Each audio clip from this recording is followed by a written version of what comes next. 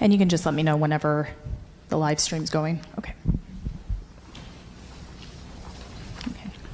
Hi, everybody. Thank you for joining us today, those of you in the room, as well as those of you who are watching on the live stream, and those of you who will be watching the recording after the fact. My name's Bryony Carter. I'm a member of SCC's English department, and I also chair the Service Learning and Civic Engagement program here at SCC, and thank you for taking the time to attend our panel, Afghanistan in Focus. So I'm going to start with an introduction just to kind of set the stage, and then I'm going to turn it over to our moderator and our three panelists to get the conversation going.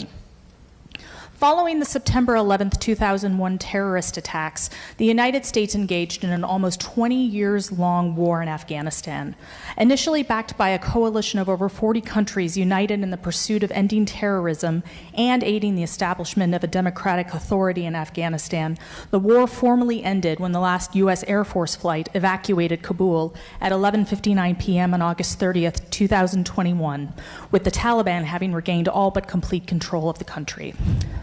For more than 2 weeks leading up to this date, a frenzied, urgent, dangerous, and at times deadly effort took place to evacuate vulnerable populations, as well as U.S., international, and Afghan diplomats, military troops, and civilians. However, the after effects of the war and its end efforts are far from over.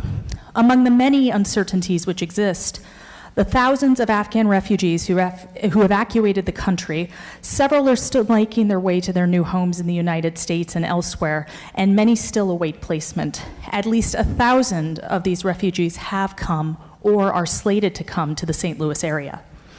When the crisis concerning the end of the war reached a breaking point in mid-August, coinciding with the beginning of the semester here at SCC, several of us involved with planning Democracy Days worked quickly to put this panel together, echoing the urgency with which the SCC community planned a discussion regarding the September 11th terrorist attacks during the first Democracy Days in September 2001.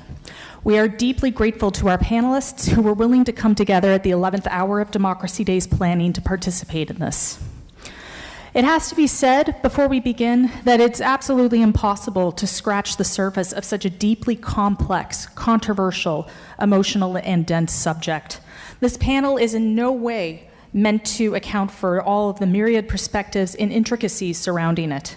Instead, this Democracy Days session is an attempt to open a conversation, contribute to the discourse, and help facilitate a general understanding of this difficult period, both in history and, for many, in their personal lives.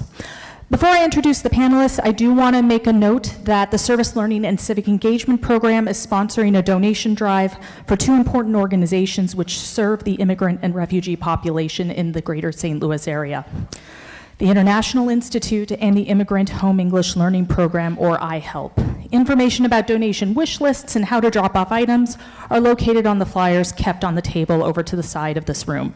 And feel free to email me. My contact information is on there, or ask me questions at any point after the discussion today. So without further ado, I'm going to take the time to introduce the panelists. Here next to me, Paul Rosler, who's chair of the Political Science Department at SCC, teaches international relations, including the U.S. involvement in Afghanistan. He is here to moderate the panel and help field questions from the audience. Next to him is Fahime Mohammad, originally from Afghanistan and was born in Kabul. Fleeing turmoil, he came to the United States in 1991. He's been living in St. Louis for the past 29 years. He studied computer science at Webster University and worked at Edward Jones from the years 2000 to 2005. With his older brother Qayyum, Fahime founded Sameem Afghan Restaurant, located in the Grove neighborhood in St. Louis, Missouri, and today he continues to manage the restaurant. Next to Fahime is Ryanzo Perez, a U.S. Army and Army National Guard veteran with 13 years of service. He achieved the rank of Sergeant First Class and held various leadership and instructor roles. Ryanzo deployed to Afghanistan from 2006 to 2007, where he trained Afghan military and security forces and partnered with them in combat operations. He deployed again from 2010 to 11 as a combat advisor to Poland's military forces operating in Afghanistan. And then finally, William Baca Mejia is an economist and chair of the Economics Department at SCC. A former Fulbright scholar, among his research interests are developmental economics and international macroeconomics. So thank you. I turn it over to Paul Rosler, who will moderate the panel. Hi, thank you all. Thank you all for coming, and I want to thank Bryony especially for pulling this panel together at the last minute. It was we often plan for Democracy Days in the spring, last spring, so March and April we were planning this event, and so it would have been a tragedy not to have this conversation. And so I'm very grateful for Bryony for pulling this together, as well as the panelists for at the last minute able to join us. So I'm very excited to be here. One of the questions that occurred to me, I'm going to let my fellow panelists do all the talking, really, but I just wanted a couple of things that occurred to me when I heard who we're going to have here is, what has been the last 20, 25 years been like for you and your experiences and both here in Afghanistan and in Afghanistan, and then later on, what do we do now? So without further ado, I want to ask Fahime if you would just talk about your experiences. First of all, thank you for inviting me here, and thank you all for your interest in this topic.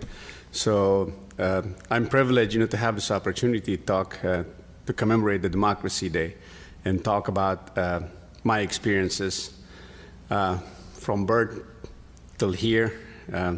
Obviously, in 1991, I came to the United States. Had I not been here, I would have not understood democracy. I would have probably known it as a cool English, or actually it's a Greek word.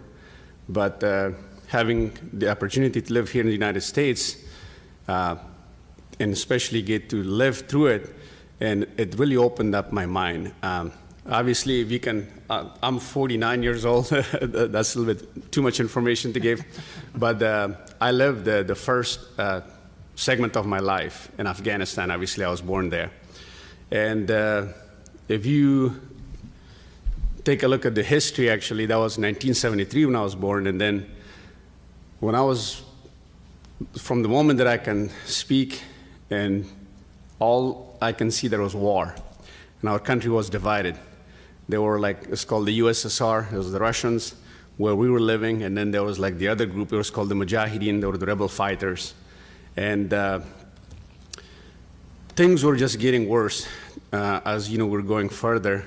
And then eventually, back, when we were in the high school, then there was, the Russian forces withdrew from Afghanistan.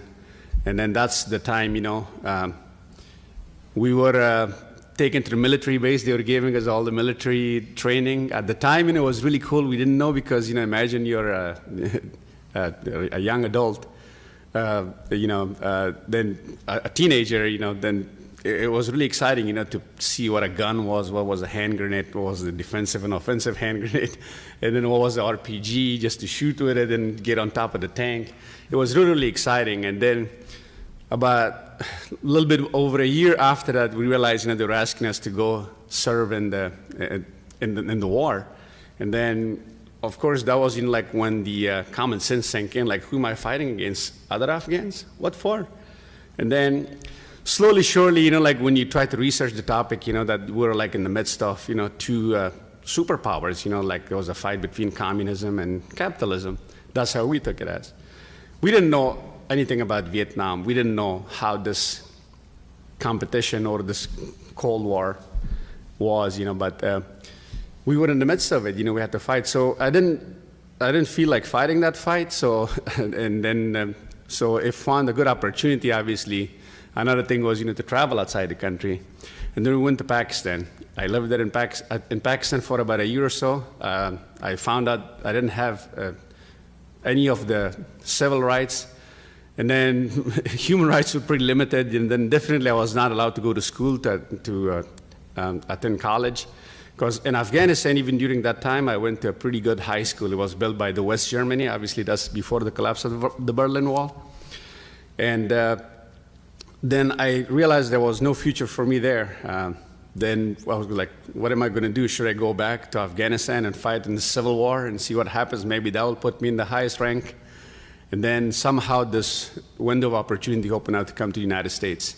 Ever since I've been here, and obviously, it seems like a dream.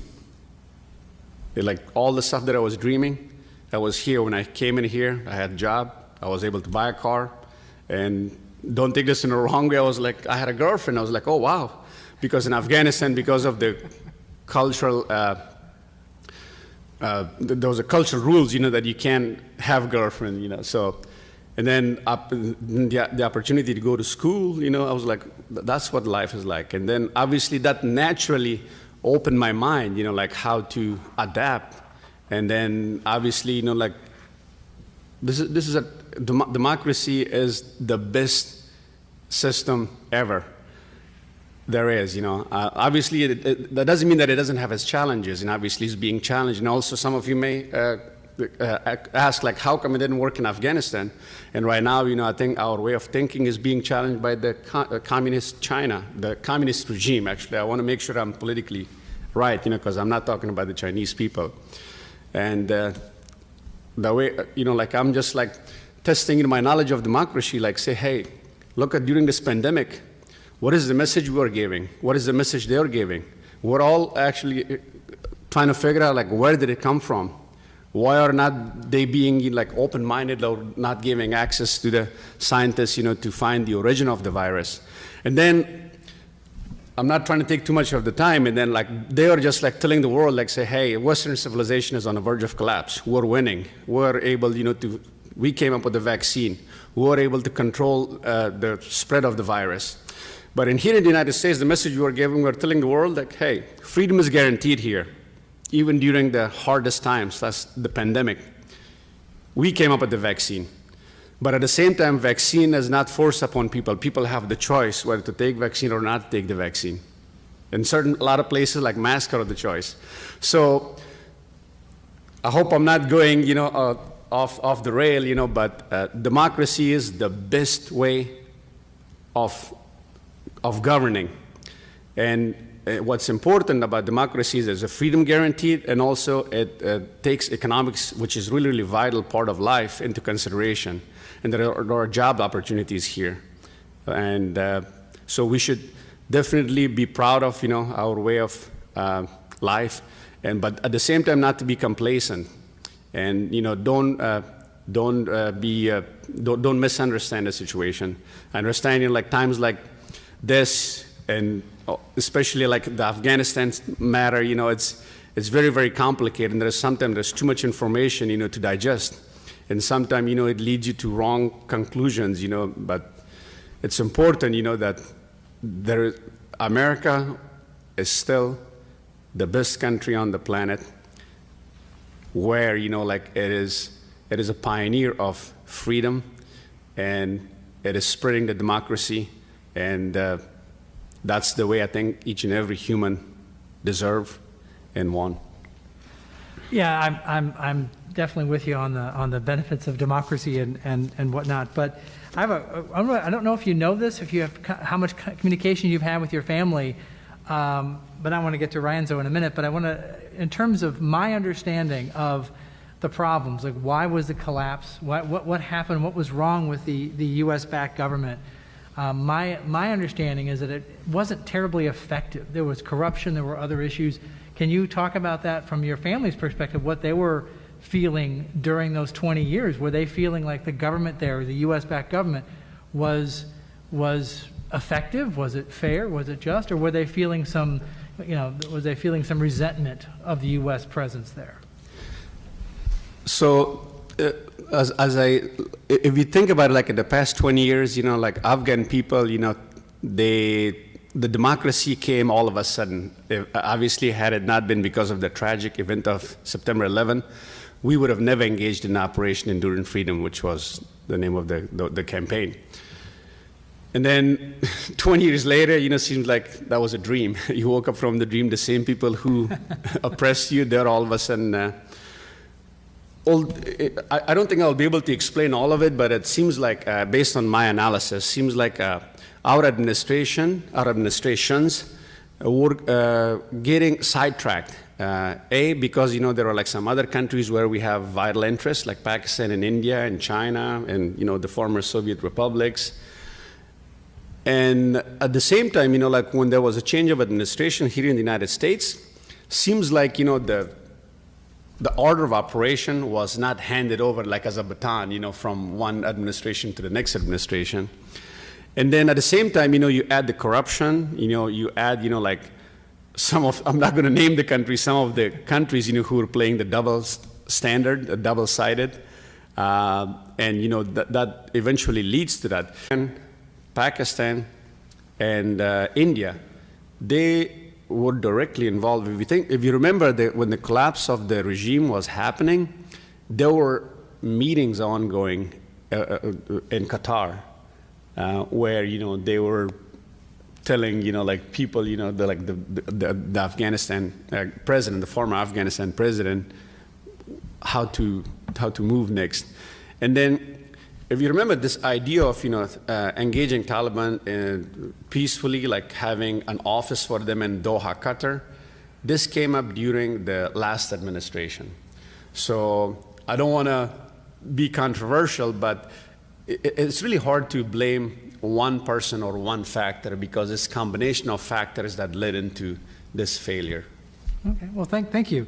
Ryanzo, would you talk about your experiences there and what you thought of the, how the military mission went, as well as if you have any familiarity with the political mission as well? That would be really helpful. Just how politically you were received, what you knew about perceptions of the U.S. forces there and what our job, and the government as well. Okay. I mean, it's definitely hard to wrap up like 10 minutes. But kind of my experience for, everything was that I joined the military in June of 2000. So I joined to get some benefits, maybe be able to go to college. I was working at a factory.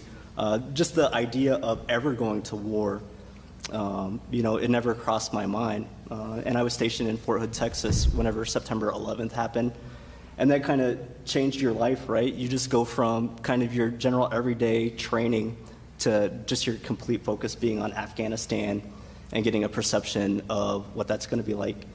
So then we'll fast forward to 2006 when I finally landed in Afghanistan, and then finally experiencing it, right? So I was in a unique place where very few soldiers, about 10% of soldiers are kind of in a combat role where they leave established bases that we have, in Afghanistan.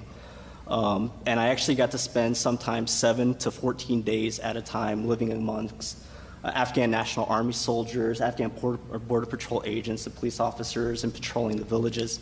And during that time, you're not always all work. I had a lot of great conversations, and I kind of gained, an admiration and a respect for the people and how, community-oriented and family-oriented they are. They're friendly. I feel like I could have left, wads of cash anywhere and come back days later, and it would still be there waiting for me. Just the way that you eat meals and things like that. As far as perceptions of U.S. forces go, I think just like the United States, we think of everything so monolithically or heterogeneously, where we think that everyone in Afghanistan kind of has the same attitude about the Taliban and U.S. soldiers there. Some people appreciated us. They loved it. They loved the idea and the concept of freedom and maybe getting out of, some of the hardships that they faced. Others, actually thought that the Taliban was fair in the administration of government, maybe not their treatment of certain groups like women and maybe some of the lower status kind of tribal people, but when it came to conflicts between people or administration of government or less corruption, they thought that the Taliban, was a positive thing. So I definitely appreciated kind of the diversity even of thought that was there in Afghanistan. And not to mention, it's a beautiful country. The food is amazing. Again, the people are amazing. Did you plug your restaurant yet? Not yet. I thought Bryony did that for me. So, fantastic. And you mentioned you were training Afghani. Right. So one of the questions, and I didn't warn you about this, so I'm springing this on you. Okay. But did it surprise you, given the fact you were training these soldiers, how quickly it all came apart? I mean, it was weeks. I mean, I think even the most, 11 days. 11 yeah. days. I think I was expecting 6 months, it's gone, but Right. not the short. I mean, it was amazing. No one I know expected it to be gone that quickly. What does that surprise you? Or any insights you had? I mean, and I'm glad you asked that. That's actually talking points I prepared. Oh, perfect. It was just so general. Yeah, so I know the intelligence estimated that the Afghan forces, all security forces, would probably withstand the Taliban from anywhere from weeks to even up to a year before it crumbled, but it crumbled in 11 days. And, you know, kind of thinking about back over the last decade, 2 decades, what happened, it's not extremely surprising. And I'd have a whole list of reasons why I thought so. And I'll try to go through them really fast because I know that we're limited on time. I think the first is corruption, right? And that's everywhere. And a lot of that happened at the leadership level and lower leadership level, right? So I know extortion was a common practice among commanders where they would go to villages and sell their protection to the villages. They would set up tolls. So it built a lot of mistrust from the villagers and non-military forces, and you need that support to be successful in an area. I think another is just training and skills gaps. And part of that had to do with attrition, right? So being an Afghan military member is hard. So when I go out on mission for 14 days, I get to go back to a place where security is provided for me, food is provided for me, I could sleep and kind of reset myself. But when you're in the Afghan military, you know, you go out to these villages and you do missions, and then you also have to live in those villages. So, you know, you're under threat from the Taliban. There aren't a lot of soldiers in Afghanistan, so you don't get to go back to your base and just sleep. You have to stay up and pull your own security as well. So it just led to a lot of burnout, and when you have burnout and turnover, you're not keeping that knowledge and skills that you need to be effective in any job, right, especially in the military. And then I think another part is just the huge dependence on U.S. and other NATO forces.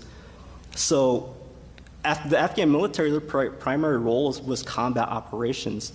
And part of what makes the U.S. Army and other armies so successful is that we have a huge support system. So when we talk about our intelligence assets, our logistics, our quartermastering, our maintenance, finance, admin, and stuff like that, we have all of that to support us. And the Afghan National Army and other forces were relying on us for some of that. And we were actually doing their planning for them. We would plan their mission and show up at their posts and say, this is the mission that we're going to do. We need you to support us. And they just didn't have any of the support that you need to be successful in military and combat operations. Yeah, thank you. That was really informative.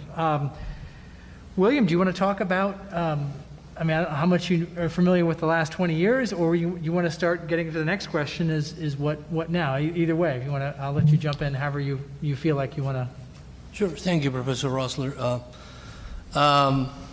In the last 20 years, I think the Afghan economy really found sense on the idea that if you want to grow your economy, you must include or expand the labor force by including female participation.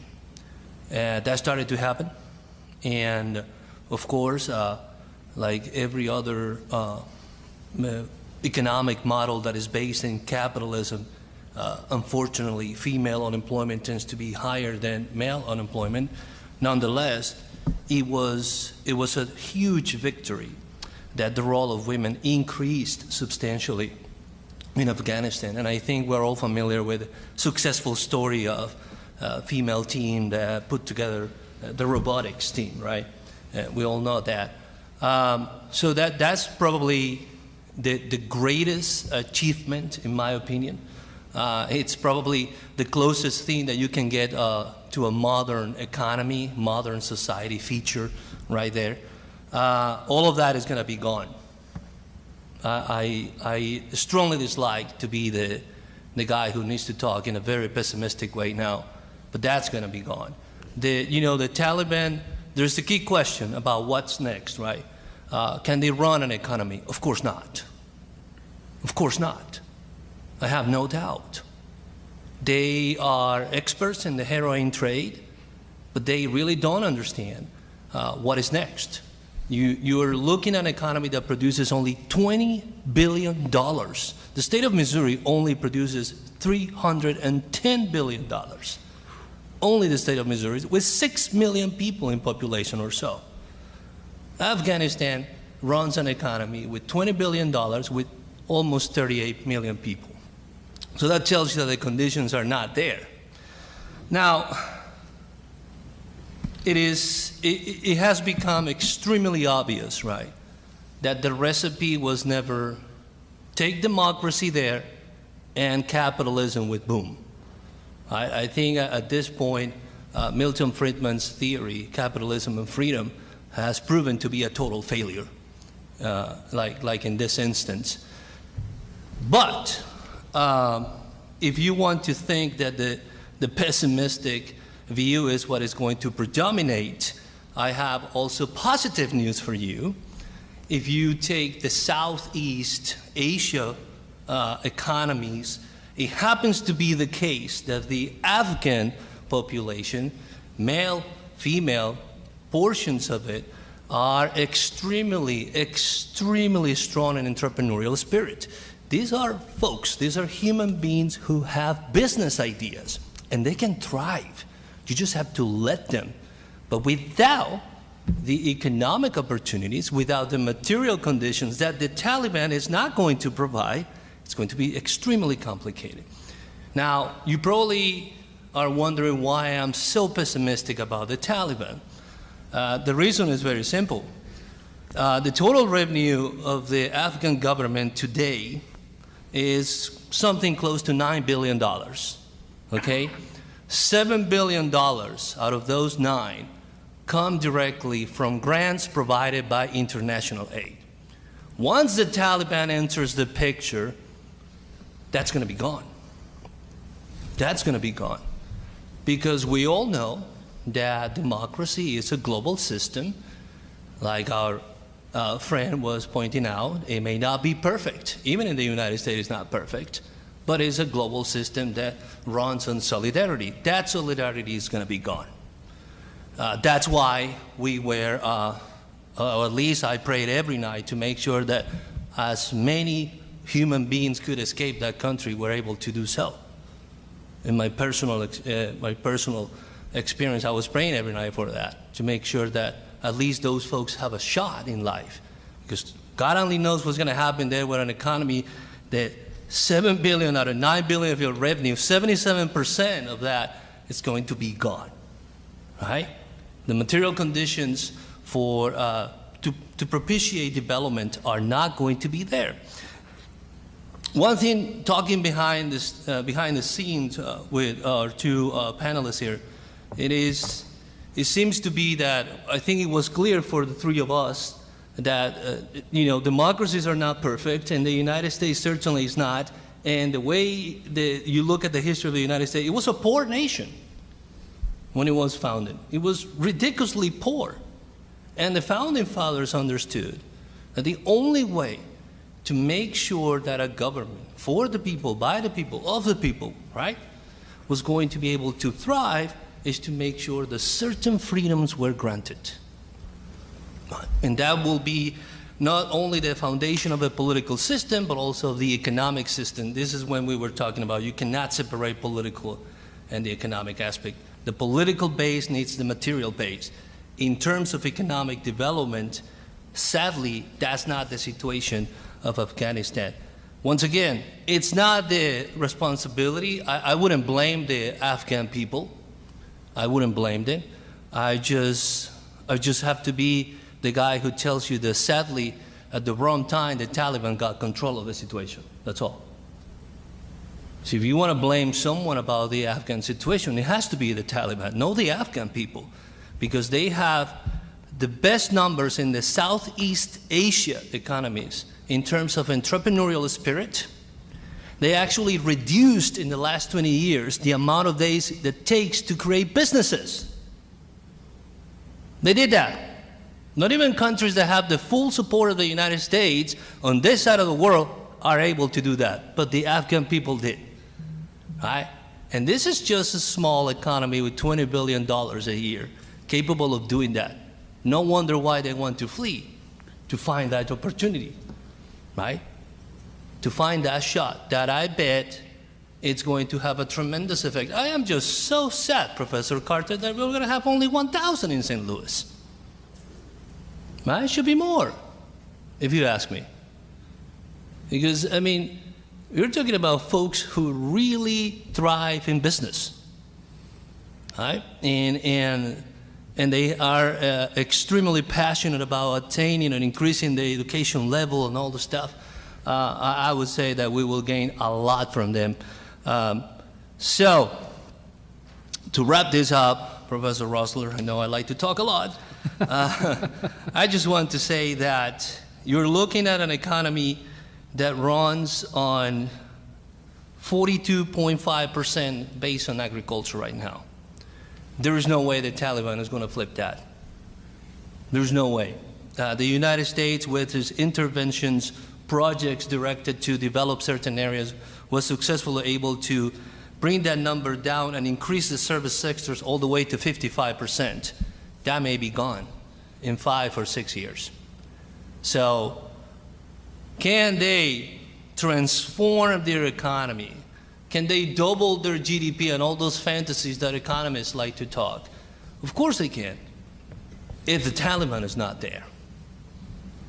Few times in my life I am so deterministic, but in this time I have to be very deterministic about it. Thank you. You mentioned, I don't know how much you know about the Afghan economy. You mentioned the expanding the service sector. What services are there? Because obviously one of the problems is that women are going to be, I know they've made noises, the Taliban have made noises that they're going to include women, but there's certainly no women in their government, and so what services do you know that much about the service sector? What are those women serving in that? We were talking, well, I was talking about in general, to give you an idea, Professor Rosler, services related to international trade.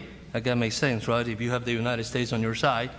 We're talking about government services. So a civil service profession was starting to develop in Afghanistan, key in every single democracy. And one other thing that really got my attention when I was reading the last report about the Afghan economy was fascinating. The increasing participation of the banking sector. Right? I know it's only like 6 banks or something like that, but they were growing in assets. Their leverage capacity was increasing substantially. And this is without the help of the United States. This is why I have to replicate my comment again, that they know how to create business. They have that entrepreneurial spirit. Now, sadly, once again, who knows where that's going to go with this situation? Well, I just point again, talking about entrepreneurial spirit. Fahime here started his own restaurant with your brother, right? Yes. Are you optimistic about? I mean, for us at least, getting 1,000, maybe more, as Brian was saying, more refugees. Are you optimistic about how they're going to do here when they arrive in St. Louis? Yes. I'm not the expert in economics, but I'm pretty sure that the net effect will be significantly greater. What I mean by that is their contribution as taxpayers, as job holders or labor or employees, however you want to term, it will be tremendous and it will be significantly positive. I understand there is some sentiment, in this country as in general about the immigrants, especially because of the COVID-19, the previous administration capped the number of the refugees, the number of visas that were issued, for various categories of visas, because obviously during the pandemic, especially last year, we had a lot of unemployment people. And right now, if you notice, the problem is flip-flop, We have, I think there was like 8 million jobs offered, but people don't want to take the jobs. So we definitely need some people. And at the same time, there are some of these jobs, like of the gig economy, like Uber, Lyft, and, some of these delivery services, which our restaurant heavily rely on, especially during this time of pandemic. I'm looking forward to it and actually developing a program, that's to, when people come here, we see this situation differently. When you come here, you have to have like an ownership mind, or you want to work for some company or somebody. Obviously, I went through both of those mentalities. And right now, my brother and I, we own a restaurant. We also own some real estate. In this past 29 years that I've lived here, we notice, things are not going to be fine and dandy all the time. You always hope for the best, but prepare for the worst. So being Afghan, if you can tell, so I've always had to do that. That's kind of hardwired into my brain. So when we opened up our restaurant in 2005, in 2007, September, there was the economic meltdown of 2007, which I'm pretty sure everyone remembers now here. Then we realized, oh, wow, you have to have some savings. And then at the same time, when I was working at Edward Jones, and I was always, I said, why are people doing this 529 plans? Why are people are just preparing for this retirement? What is the Roth IRA? What is all this stuff? So I was educating myself, even though that was not my, responsibility. So, but somehow, even how it drew my interest, it seems like I had it in me because, like in Afghanistan, we've had, these terms, that have these popular terms for inflation, stagnation, recession, we've had all that. We've been through all that. In country like in Afghanistan, like right now, the currency devalued by like 50% actually. It regained some of the value comparing to American dollar. It was like stable at like, for $1, there was like 50 Afghanis as the name of the currency. And when the government was on the verge of collapse, it came to like $80-something, and I think it stabilized to like $79, like $80. So I'm pretty sure, not to go far away from answering your question, there will be a lot of young people, and I'm pretty sure, you will see, people. I mean, it's hard to predict, Remember, Steve Jobs was he was born in an immigrant family. And this is a great country. When you come in here, and I was just joking earlier, I'm sitting between you guys so I can look smart. When you come here, the smart actually comes out of you. I'm not joking about that, actually. When you live in a society like here in America, it's a spontaneous process. Like, I wish I could explain it in another way.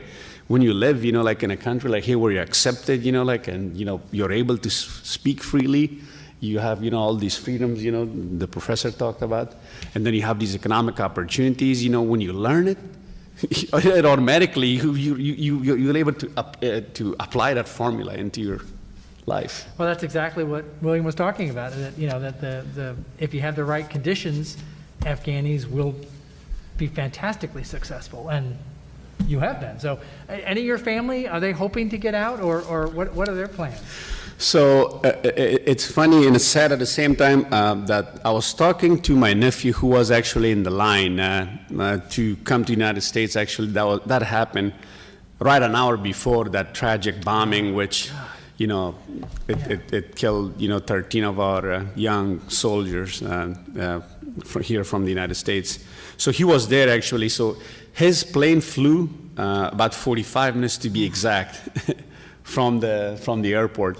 So I do have, some brothers and sisters, that are still there. I think I heard my brother just made it to Pakistan because that's relatively safer, and he's a younger family.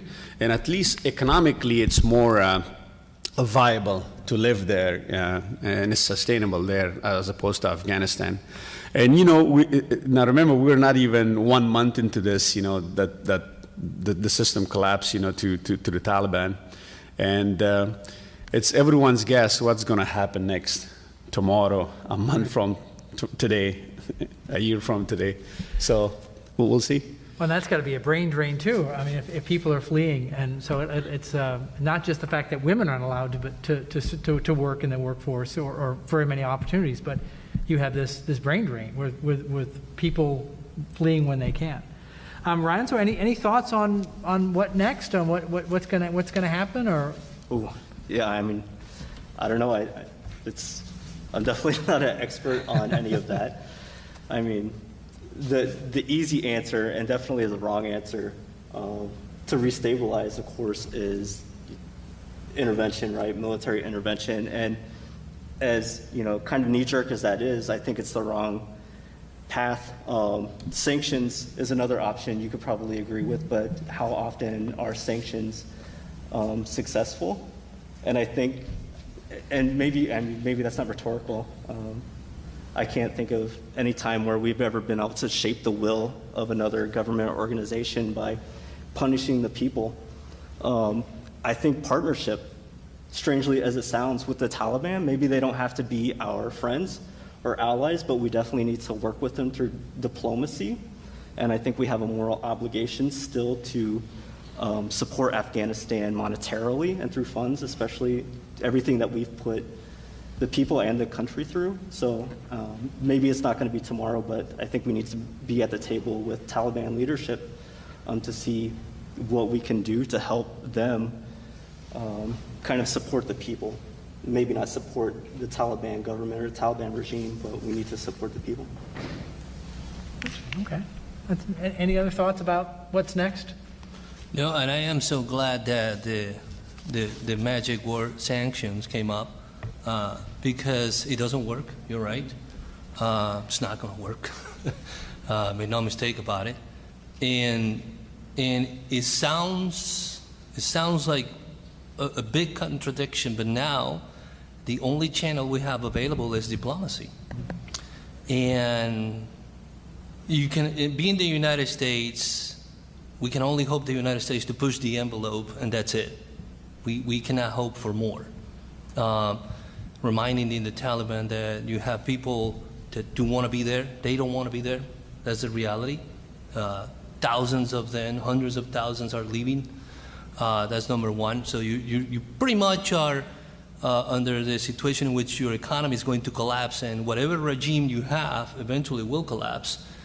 Someone will say, well, there is Cuba, right? And I would say, yeah, there is Cuba. Have you been in Cuba? Yeah, there is Cuba. And sanctions don't work. And I know this is going to be the first button that they're going to push really hard. They're going to block every single... It is, I mean, it's not me. The International Monetary Fund already announced that there's not going to be help available. The World Bank is canceling officially all the projects that they were on its way. So this is already happening. That's a way to start sanctions right there. And the only thing that we can do is, once again, how do you force a regime that doesn't believe in democracy to hopefully help the Afghan people to create the material basis to sustain an economy without relying in the heroin trade and things like that, or without becoming too dependent, and I think with the panelists we talk about this, on China or Russia, who is the king of corruption, which will not be a great ally for Afghanistan at this moment. I want to believe that the diplomacy channel is going to work, but here's the field where Professor Rustler could tell me, shut up and let me get it from here, because I don't know at that level what's going to happen, Professor. Well, diplomacy. Interesting. Well, I thought that it was interesting that talking about working with the Taliban, because I know my understanding is that there's a large, lots of resources, mineral resources and whatnot, not just opiate, not just poppies. I mean, there's actual, like, honest to goodness, legitimate mineral resources there that a lot of countries are going to be eager. I know their economy may be small, but my understanding is that there's tons of stuff there. And if Russia gets their hands on it, I mean, I think it's going to be a corrupt system, but perhaps if there's, there may be a way to bring them on board in the international system, and I don't know. It'll be interesting to see what happens. Can I weigh in a little bit on this? Yeah, please. So obviously we're next door to China. We have a small border with China, but it's very strategic. And think about it. We have this competition, this Cold War type of competition or rivalry, whatever you want to call it, strategic competition with China. If you're China, you're next door to Afghanistan, do you want your arch rival to be there? And when your arch rival leaves and you're a country and you're dependent on oil, you're dependent on you have a necessity for lithium, for a lot of precious metal. And Afghanistan has all of those. $4 trillion worth, to be exact. That was a rough estimate. So this is like we punted to China and Iran. And I don't want to take too much of your time, but you're more than welcome to look at it. In 2020, that China and Iran signed this mutual agreement, this economic agreement that's worth $400 billion. It's much bigger than that, obviously. So what that is, that Iran is going to sell its oil, even though they're under sanctions, we mentioned the word sanctions, to China for quarter of the world market price. I think it's dollars, so imagine how much is that. And then in exchange, China will give Iran any kind of weapon they need. So, and being from Afghanistan, of course, I have this natural attachment there. I feel terribly bad, like, why is that, especially being introduced to the concept of democracy, and then, what country really serves your best interest, and then all of a sudden you become the prey for, like China and Iran and Russia. And of course, these were all the players. And obviously, as I said, I followed this matter very, very closely. And these intelligent chiefs of all these aforementioned countries are meeting in one of these countries, and they're talking, planning their next moves. I guess what I was trying to answer is, it heavily depends on how do we deal, where does this competition with China. It's not only the United States competition, it's a Western civilization versus the Chinese civilization. Where is that going to go? And that's going to determine, is going to have like a ripple effect on the Afghanistan future as well.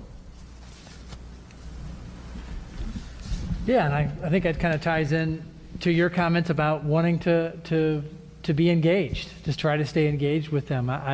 Diplomacy.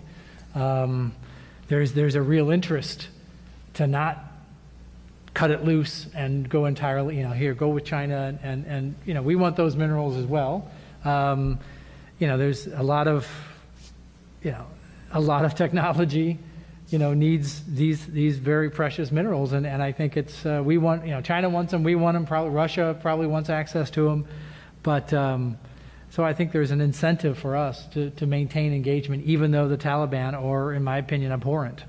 I don't know if that's what we're going to do, but I definitely see there's an interest there to try to block the Chinese from getting access to that.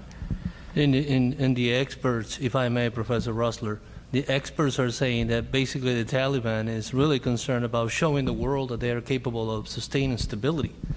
And, and it's probably because they are powerful, militarily speaking, but not that much. Right? So they know it takes, again, another administration to say, well, let's go back, right? So they probably know that by now. So that tells you that whatever they're about to engage in with the world, it's probably diplomacy. It's probably what they don't want, but they will be subject to those rules one way or the other. Now, I like your point, because who knows if it's going to be China or the United States. So the envelope, the battle just started. Now we're heading, God only knows, a cold war again or something like that. Who knows? Yeah, and I'm curious to see where it takes us. I think you're right. The Taliban would not like to be this, to be a moderate force. And my understanding is that they're letting these Americans, when Biden pulled out, there were still a couple hundred Americans who had resisted pulling out earlier, and because they had family there, and now they changed their minds. They know we went out, and we left them there, and they're being allowed out, my understanding. And so I think that's in part to try to build some goodwill with us, and also because I think we have several $1 billion in aid that's already been designed to go to them that we have not given to them yet, and I think they would like that. Speaking of the money you mentioned earlier, their economy, I think I can't remember, it was $2 or $3 billion we have in our banks that's designed for Afghanistan. So I'm sure they would love that as well. Yeah, Any other comments before we throw it to the audience for questions? Okay, we got about 15 minutes, I think, or so, 20 minutes. But any questions about? This has been outstanding, and I can along the microphone. I was liking your would like your opinion or perspective on the conflict for like the past 20 years and currently in light of U.S. neocolonialism and specifically thinking about like the past history during the Cold War and interventions in like Latin America with corporate interests like the Banana Wars, things like that. I know you talked about the natural resources and the fight for that. That could be interesting. And also the military-industrial complex, which has enriched many huge defense corporations during this conflict. And how do you see that in perspective, in hindsight, and also like currently playing out in the current conflict? Ryanzo, you want to talk about the military issue? Yes, I mean, it's no secret that our operations in Afghanistan have helped a lot of people here in America, but kind of building on the shaping of Afghanistan's economy, we also benefited a lot of people in Afghanistan, right? So we relied heavily on third-party vendors, logistics companies, construction companies, banking, retail, everything like that. So we helped, but then when we pulled out, right, we removed a huge chunk of business for these people who relied on the United States military and NATO militaries for 2 decades. So I mean, I don't know if I answered your questions. That's my perspective on how we've impacted.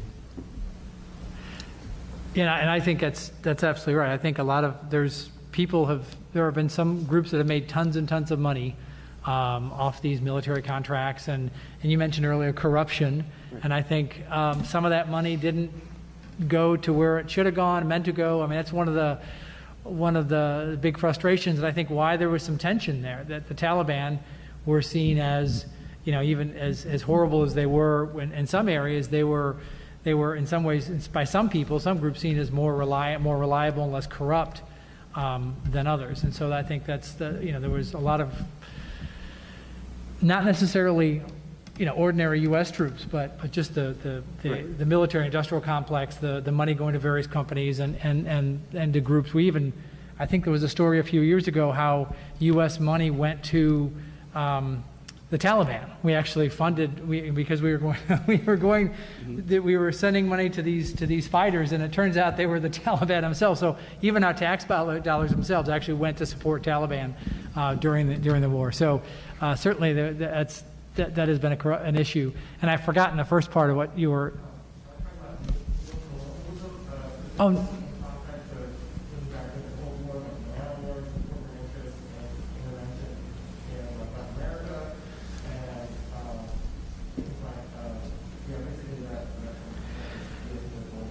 Did either of you see a sense of that there was a perception of American colonialism when you were there, that there was some people resistance to this, that this is America getting involved in Afghanistan where we shouldn't have, it's not their country, why are they here, that kind of stuff? Yeah, I mean, I had those conversations, and there were people who were adversely impacted by our presence there and had kind of ill feelings.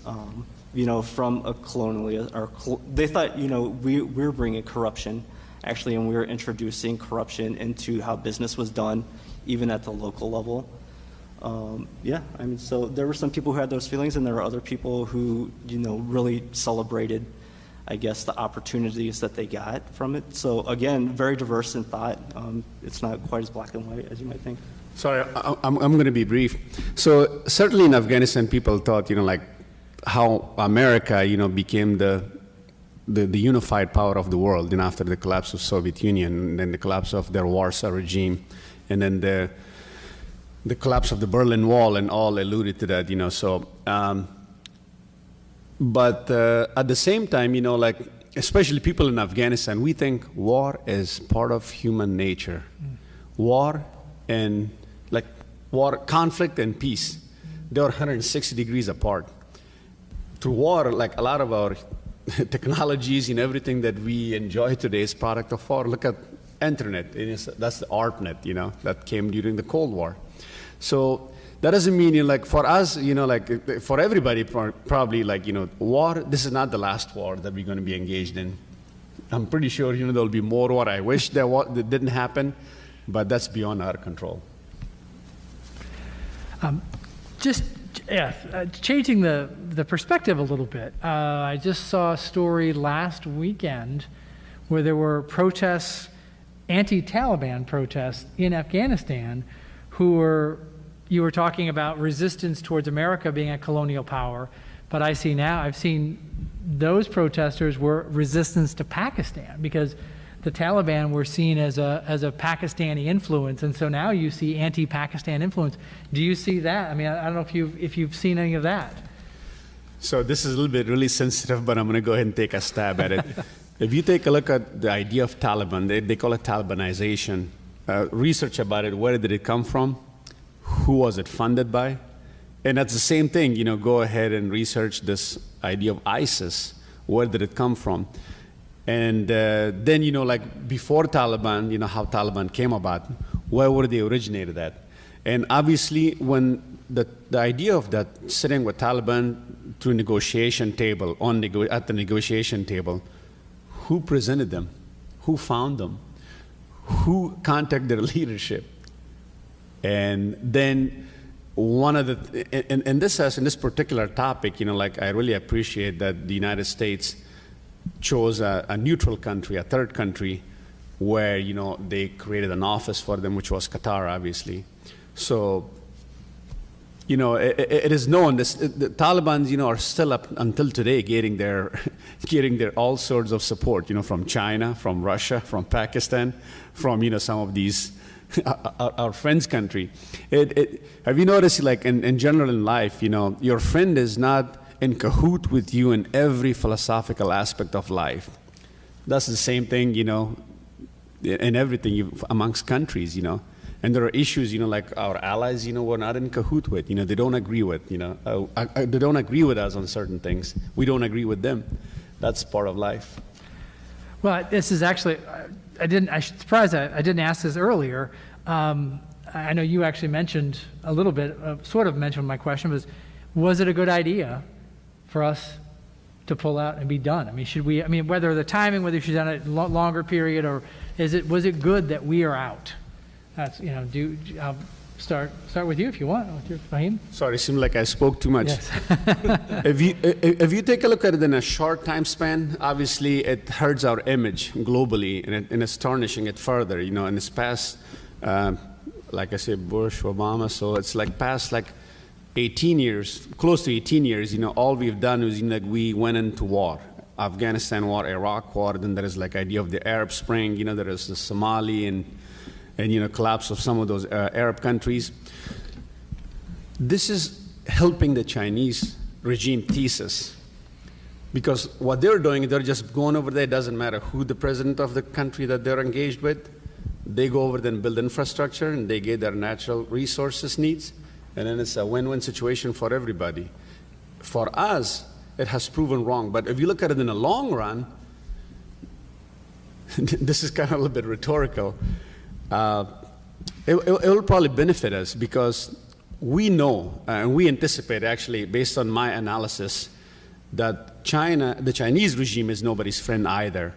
And the Taliban, they are not anybody's friend either. They're the best friend of their own interest. And that friendship, that it doesn't look like it's going to sustain for a very long period of time. And there will be some sort of conflict, and again, that will create a windows of opportunity for us and the Western, the civilized world, to engage. But obviously, there are a lot of risks, and during that process. So that is being from Afghanistan, what is that risk going to be? How many people are going to die? How is the country going to? Where is the country? What's going to happen? So you're not sure if it was a good idea, or are you in favor of? You think it was a good idea to be done? U.S. out? So like I said, in a short run, obviously it's not, because it's hurting our image. In a long run, we'll see, like people, will find out, that, hey, it was not us. It was not the United States failure, that this 20-year, the campaign didn't work. It was, the people, who wanted us to fail. It was them, and there we go. We pulled out, and they went in, and there we go. They didn't do it either. Okay. Ryanzo, what do you think? Yeah, I'm kind of in the same boat, and you definitely gave me some food for thought. I think in the short term, it does cause a lot of issue, right? And a lot of question and, some impact on the economy. But I think, we've been in a 20-year war, and it's not sustainable to think that, we could last another 20 years there economically for us or kind of from a resource perspective. So, when is a good time to get out in that instance? So yeah, I'm up in the air. I'm doubtful right now, for the short-term effects, but I'm very hopeful for what happens in the future and how Afghanistan will be rebuilt, after. William? Well, I guess my bet is on the idea that the way I see it is, in the short run, of course, this is what we're living now, is chaos, sanctions, no more international aid. Hopefully there's not going to be repression on women who have been a vital force in the creation of a job market in Afghanistan. So that's my hope right there. But the short term is going to be chaotic. History in economics basically tells you or teaches you that if you want a country to be successful, or at least to provide decent material conditions of life, you need political stability, and you need to get rid of those vices. They will not go away, but you need to make sure that they play a really minimal role. That's number one. Number two, towards the long run, is it going to be the Taliban or is it going to be the Afghan people? We cannot be pessimistic.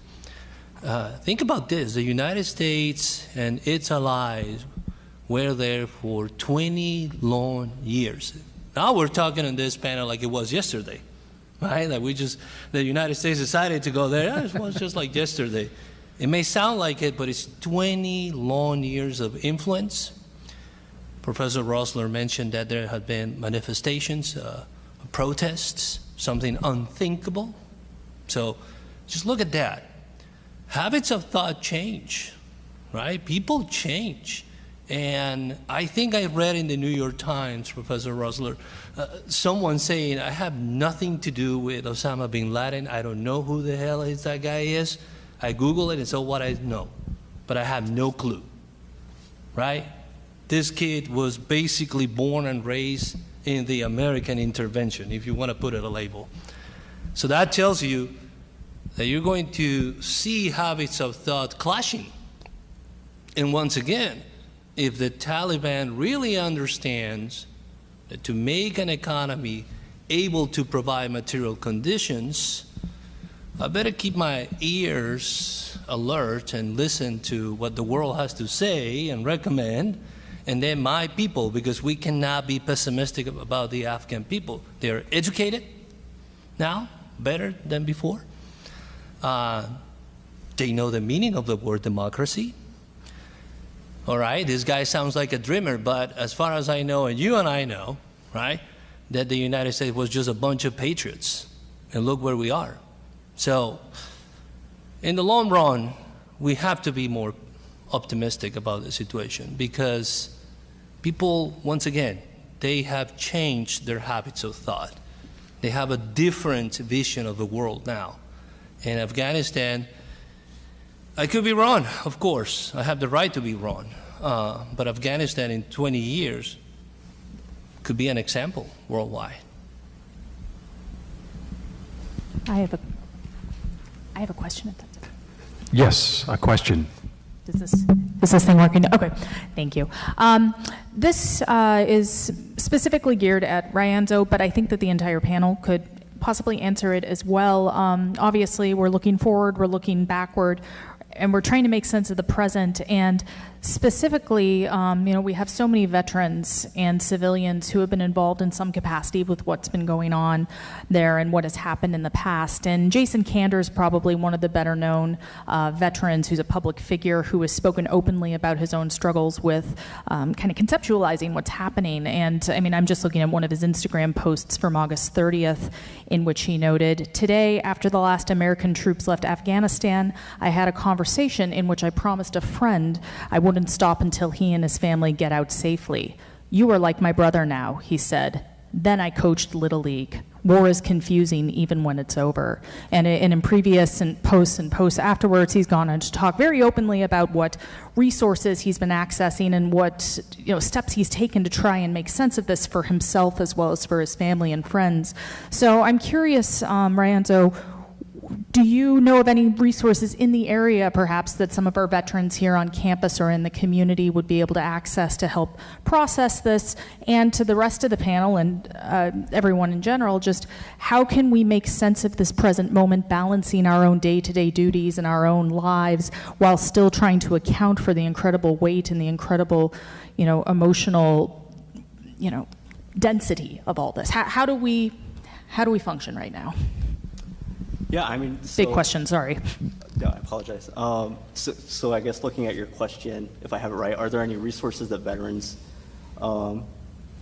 can take advantage of?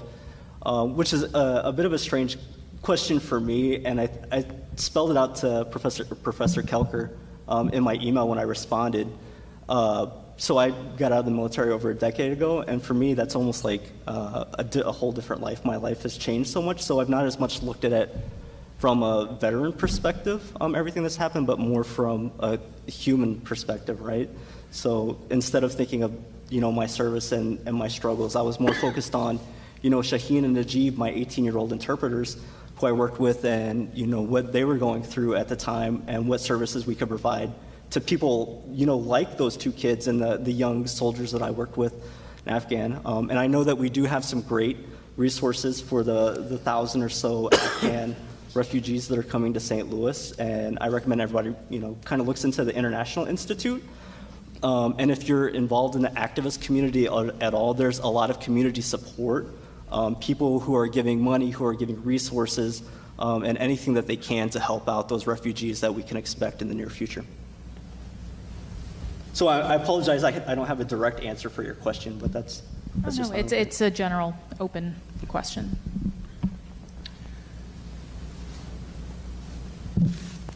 Actually, I'm going to weigh in on a segment of the question. There is something that I want you to feel really, really proud of. America as a whole has always been a very generous, is a very helpful nation. You think about that is whenever there is a catastrophe happen, whether it's a natural or whether it's human caused, the first shipment of aid that arrives and the biggest one that arrives in that country or in that part of the world is always American. That has the USA on it. So specifically in this, like as far as with the new influx of refugees coming in, I'm heavily engaged with the International Institute. So the amount of support has already received monetarily and or also materially. It is beyond their imagination. The last time I spoke with the head of the International Institute, they said they were working on renting the 4th warehouse where they can house some of these items, that are there for help. So, that is one thing, And also going back to the situation as a whole, if you think about it, even like if Taliban, are equipped with a frame of thought that I'm not for the Taliban, that what caused them, to cause their collapse in 2001, maybe they have an idea, like what to take into consideration. That is the idea of democracy and freedom and empowering people and having, every segment and every ethnicity of Afghanistan to be included in the future decision making, and that is a win by itself. So I guess briefly I can appeal to my experience as a Fulbright scholar And one of the things that I learned from the Fulbright program, and it's probably the best learning experience in my life, is when you go through the program, you learn all the opposite what you heard about Americans, right?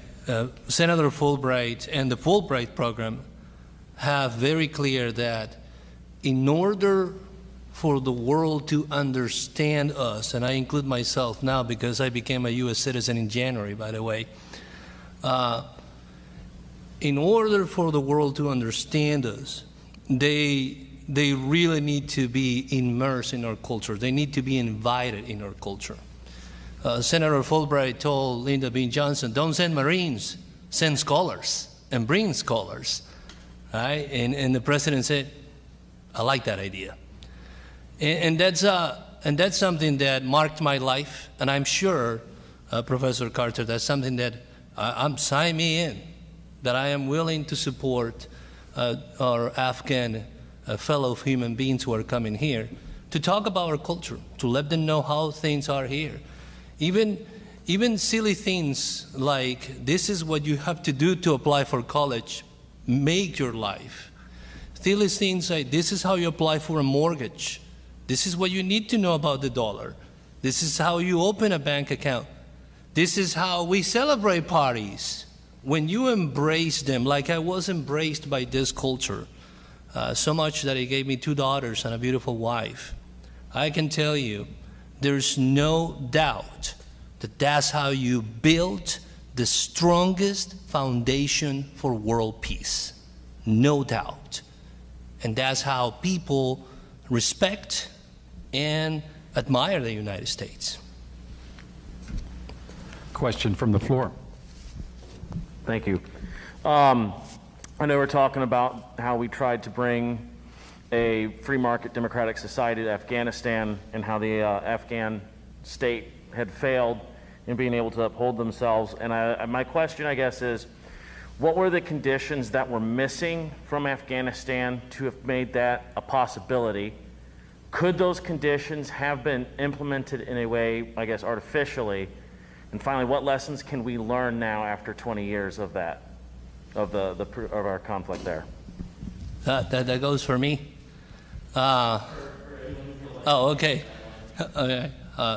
Can I answer? Yeah, please. I think, boy, that's a great question. I love development economics. It's one of the things that I spend hours reading about. And in every single experience that you study, there are never conditions. You go to Latin America, we have our own issues. My native Colombia, that's another history if you want to hear one day. The conditions were not there. That's what historians and political scientists would say. You look at Afghanistan, of course the conditions were not there. And I need to break here the myth, because sadly I blame Milton Friedman for doing so. Somehow Milton Friedman believed that the conditions of a free market society will make democracy the greatest invention ever. And that's wrong. That's wrong. Every country has its own struggles. Every country has its own institutional challenges. And every country has a different meaning of what the market is, believe it or not. Believe it or not. You go to the Asian culture, they believe that market transaction is based on solidarity and reciprocity, principles like that. Here's more about where's my profits and where's your satisfaction, right? And those are the kind of things that we have to understand when we try to copy and paste a model that was so successful in 1776 on in the United States into another country. We got to be very careful with that, right? Because they didn't have something that we had here, self-determination. Get it? I mean, in the end of the day, we declare ourselves the government of the people, we the people, right? That kind of notions was technically non-existent. The idea of self-determination, and you cannot blame them, wasn't existent. And this is why, because regime after regime right? Political persecution after political persecution, intolerance in religious terms and things like that are just not good institutional basis for any type of economy that you want to create. Don't forget that the Russians were there, the Soviets. And it didn't went well. It didn't go well, right? So it tells you that what are the conditions? Do they have it? Of course, there are not universal conditions, and no one has them. Of course, that will be my honest answer to you. Happy to continue the conversation, of course.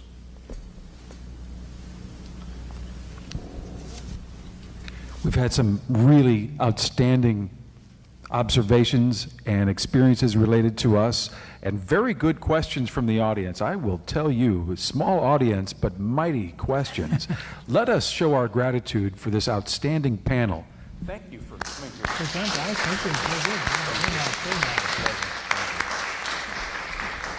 This was really good, and I want to thank everyone for participating and for you attending. And I've been checking the numbers. We have some numbers of online watchers. So small audience here, but really, really good. And because we have the video, anybody is able to check in after the fact and see this conversation. So thank you very much. This was very good. Thanks. Great. Thank you again to our panelists and to our moderator for taking the time at basically what we would consider the last minute in terms of planning to put this together and be a part of this conversation. And so, again, thank you. And just as a reminder, we are accepting donations for the International Institute and for iHelp St. Louis here in the SSB auditorium through the end of the week, and also in Humanities 203. And you can pick up a flyer with the information on it over here before you leave. Thank you.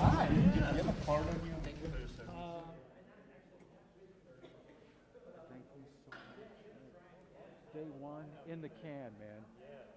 Love it. Yeah, this couldn't have gone better in terms of production.